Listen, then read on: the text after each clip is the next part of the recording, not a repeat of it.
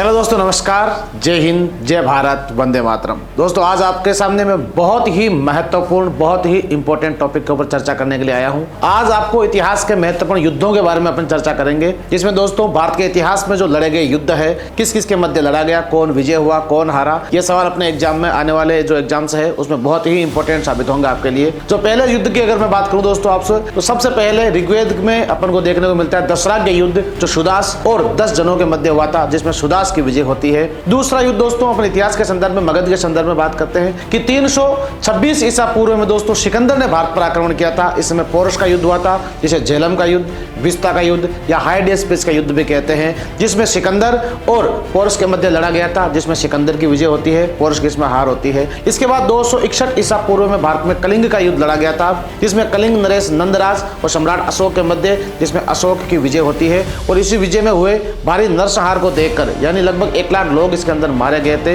नरसंहार को देखकर अशोक का हृदय परिवर्तित हुआ था। उसके बाद अशोक ने जीवन में कभी भी युद्ध न करने का निश्चय किया था। 712 ईस्वी में मोहम्मद बिन कासिम ने भारत पर आक्रमण किया, जब दोस्तों रावर का युद्ध लड़ा गया था, जिसमें सिंध के राजा दाहिर सेन को हराया था।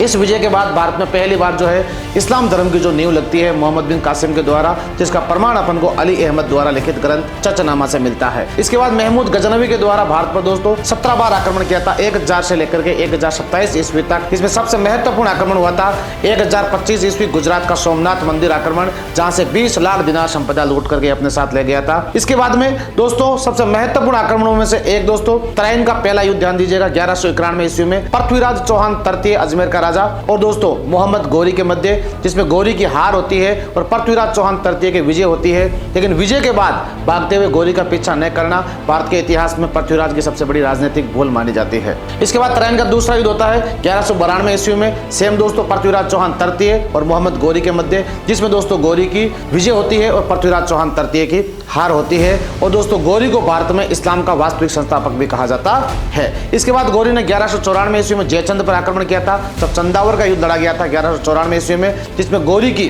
विजय होती है और जयचंद ऑन द स्पॉट युद्ध भूमि में ही मारा जाता है। दोस्तों ध्यान रखें आप लोगों को। इसके बाद में अलाउद्दीन खिलजी के द्वारा राजस्थान पर 4 महत्वपूर्ण आक्रमण किए गए थे, जिसमें दोस्तों सबसे पहला होता है रणथंबोर का युद्ध 1301 ईस्वी, अलाउद्दीन खिलजी और हमीर देव चौहान के मध्य, जिसमें हमीर देव की दोस्तों हार होती है, अलाउद्दीन खिलजी की विजय होती है और हमीर की रानी रंग देवी ने जल जौहर किया था, जो राजस्थान के इतिहास में अगर मैं बात करूं आपसे, जल जौहर के संदर्भ में पहला जौहर है दोस्तों, ध्यान रखेंगे आप लोग। इसके बाद में 1303 ईस्वी में अलाउद्दीन खिलजी ने चित्तौड़ पर आक्रमण किया था, तब रावल रतन सिंह और अलाउद्दीन खिलजी के मध्य लड़ा गया था, जिसमें खिलजी की विजय होती है, रतन सिंह की दोस्तों इसके अंदर हार होती है और रतन सिंह घोड़ा बादल सहित लड़ते हुए वीर गति को प्राप्त हो जाते हैं। और रतन सिंह की रानी पद्मिनी ने दोस्तों अग्नि जौहर किया था, जो विश्व इतिहास का सबसे बड़ा जौहर बताया जाता है। इसमें 16,000 रानियों ने एक साथ अग्नि जौहर किया था। रानी पद्मिनी जो सिंहलदीप श्रीलंका की राजकुमारी थी। इसके बाद दोस्तों 1308 ईस्वी में सिवाना का युद्ध लड़ा गया था, जो अलाउद्दीन खिलजी और सातल देव के मध्य, जिसमें सातल देव की हार होती है, अलाउद्दीन खिलजी की विजय हो जाती है। इसके बाद 1311 ईस्वी में जालोर का युद्ध होता है, जिसमें अलाउद्दीन खिलजी और राव कानरदेव सोनगरा के मध्य लड़ा गया, जिसमें राव कानरदेव सोनगरा और उसका पुत्र वीरमदेव लड़ते हुए वीर गति को प्राप्त होते हैं। अलाउद्दीन खिलजी की विजय होती है दोस्तों। 1398 ईस्वी में तैमूर का भारत पर आक्रमण होता है दोस्तों, जो भारत में भयंकर रूप से नरसंहार करवाता है और धर्म परिवर्तन करवाता है। तो तैमूर के बारे में भी आपको ध्यान रखना है। इसके बाद दोस्तों महत्वपूर्ण आक्रमण अगर मैं बात करूं आपसे, तो 1526 ईस्वी में बाबर का पानीपत का पहला युद्ध लड़ा गया था, और जिसमें इब्राहिम लोदी को वो हराता है, इब्राहिम लोदी युद्ध में मारा जाता है, बाबर की विजय होती है। 1527 ईस्वी बहुत ही महत्वपूर्ण खानवा का युद्ध होता है 17 मार्च 1527 ईस्वी को, बाबर और महाराणा सांगा के मध्य, जिसमें सांगा की दोस्तों हार होती है और बाबर की विजय हो जाती है। 1528 ईस्वी में चंदेरी का युद्ध लड़ा गया था, जिसमें बाबर ने मेदिनी राय को हराया था और बाबर की विजय होती है, मेदिनी राय की हार होती है। 1529 ईस्वी में घाघरा का युद्ध लड़ा गया था दोस्तों, जिसमें बाबर और महमूद खान लोदी के मध्य होता है, जिसमें बाबर विजयी होता है, महमूद खान लोदी की हार होती है। दोस्तों बाबर के द्वारा 4 महत्वपूर्ण आक्रमण बहुत बार पूछे गए हैं, आपको याद करने का तरीका है। 1526 ईस्वी बाबर ने पानीपत पानी पिया, 27 में खानवा खाना खाया, 28 में चंदेरी चाय पी, 29 में घाघरा घर गया और 1530 ईस्वी में बाबर मर गया। तो ध्यान रखें 26, 27, 28, 29 और 30 ध्यान रखेंगे आप लोग। इसके बाद दोस्तों ध्यान रहे कि 1539 ईस्वी में दोस्तों चौसा का युद्ध लड़ा गया था हुमायूं और शेर खान के मध्य।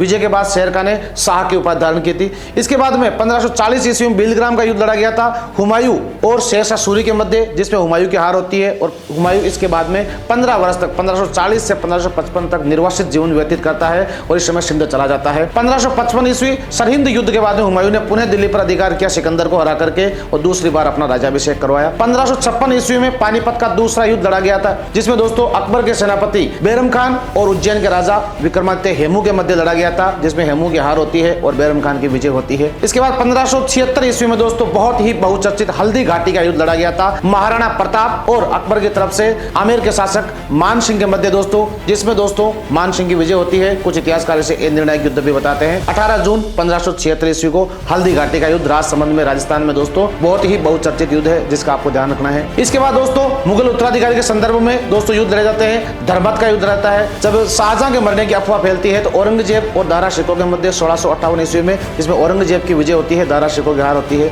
इसके बाद में ये ध्यान रखेंगे 1707 ईस्वी औरंगजेब की मृत्यु के बाद दोस्तों जाजाऊ का युद्ध लड़ा गया है, जिसमें दोस्तों औरंगजेब की मृत्यु के बाद उसके जो पुत्र है मुअज्जम आजम कामबख्श अकबर द्वितीय, ध्यान रखना मुअज्जम और आजम के मध्य युद्ध हुआ था, जिसमें मुअज्जम बहादुर शाह प्रथम के नाम से राजा बनता है और आजम के इस युद्ध में दोस्तों हार हो जाती है। इसी संदर्भ में दोस्तों ध्यान रखें मोस्ट इंपोर्टेंट प्लासी का युद्ध हुआ था 1757 ईस्वी में नवाब सिराजुद्दौला और अंग्रेज अधिकारी रॉबर्ट क्लाइव के मध्य, जिसमें रॉबर्ट क्लाइव की विजय होती है और बंगाल पर अंग्रेजों का अधिकार हो जाता है। इसके बाद में 1761 ईस्वी में पानीपत का तीसरा युद्ध लड़ा गया था मराठा पेशवा बालाजी बाजीराव और दोस्तों सामने थे अहमद शाह अब्दाली, जिसमें दोस्तों अहमद शाह अब्दाली की विजय होती है और मराठों की शक्ति इसके अंदर नष्ट हो जाती है। 1764 ईस्वी में दोस्तों बक्सर का युद्ध लड़ा गया था, जिसमें ध्यान रहे कि मीर कासिम, ध्यान रहे मीर जाफर नहीं होगा यहाँ पर, मीर कासिम और दोस्तों अंग्रेजों के मध्य हेक्टर मुनरो के मध्य, तो दोस्तों हेक्टर मुनरो की विजय होती है, अंग्रेजों की विजय होती है और दोस्तों इसके अंदर बंगाल के नवाब की हार हो जाती है। ये युद्ध जो है इनके अलावा आपको दोस्तों पूछ सकते हैं 1962 ईस्वी में भारत और चाइना के मध्य युद्ध हुआ था, पंडित जवाहरलाल नेहरू प्रधानमंत्री थे भारत के। इसके बाद दोस्तों 1965 भारत और पाकिस्तान का युद्ध हुआ था, जिसमें लाल बहादुर शास्त्री जी भारत के प्रधानमंत्री थे। और दोस्तों इसके बाद में 1971 ईस्वी भारत और पाकिस्तान के बीच में युद्ध हुआ था इंदिरा गांधी के समय दोस्तों।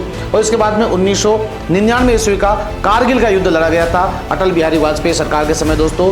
तो ध्यान रहे ये इतिहास के महत्वपूर्ण युद्ध है दोस्तों, इनके बारे में आप लोग अच्छे से ध्यान रखेंगे। ऐसी उम्मीद है आपको ये टॉपिक कैसा लगा, आप लोग कमेंट करके अपनी राय अवश्य दीजिएगा। और अब आपके लिए कमेंट है, आपको सबको कमेंट बॉक्स में उत्तर देना है कि राक्षस तंगड़ी का युद्ध या बन्नी हट्टी का युद्ध कब व किसके मध्य लड़ा गया था और इसमें विजयी कौन रहा था, यह आपको कमेंट बॉक्स में उत्तर देना है। जय हिंद, जय भारत, वंदे मातरम।